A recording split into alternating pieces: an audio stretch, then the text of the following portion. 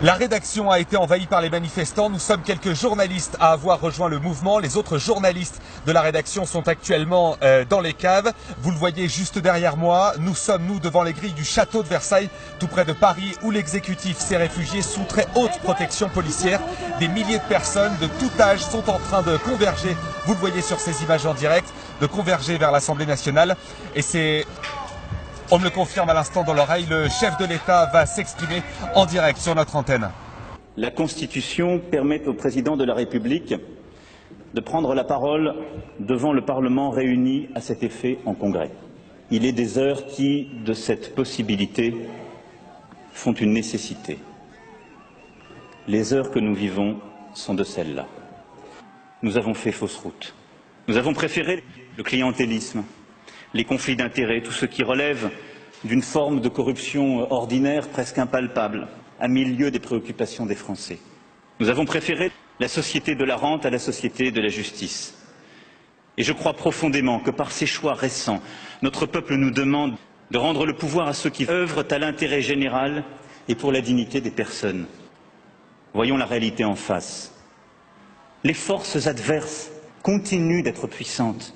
C'est une véritable révolution. Elle prend parfois les traits de l'optimisme volontaire, d'autres fois ceux d'une colère sincère. Le peuple nous a donné le mandat de lui rendre sa pleine souveraineté. Nous devons partir. Il en est ainsi à chaque période. Lorsque le renouveau s'impose, j'y suis prêt.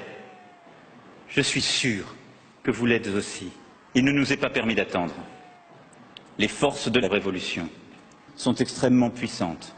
Pardon, Monsieur le Premier ministre, de vous annoncer aujourd'hui devant le Congrès cette mauvaise nouvelle. Ce qui nous est demandé par le peuple, c'est de renoncer, vous et moi. Vous venez de l'entendre, le président a donc décidé d'abandonner le pouvoir, et ce sous la pression populaire. Les grands industriels français sont en train d'organiser l'exfiltration du désormais ex-président. Et vous l'entendez, un hélicoptère est en train de décoller depuis la cour du château. Et vous pouvez le voir également sur ces images de notre antenne. Le yacht de Vincent Bolloré serait appareillé, escorté par des rafales de l'avionneur Dassault.